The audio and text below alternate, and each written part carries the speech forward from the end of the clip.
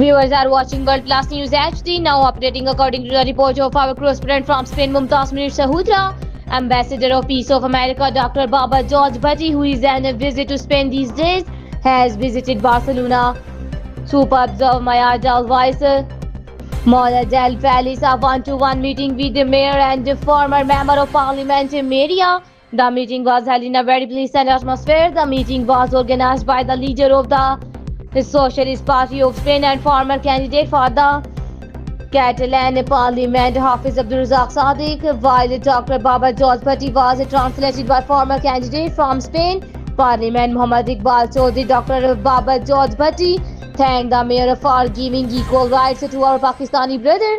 He also wished the mayor a Merry Christmas and peace in the world. Hafiz Abdulrazak Sadiq, Muhammad Iqbal Chaudhry, thank you for highlighting the problems of our countrymen and trying to solve them.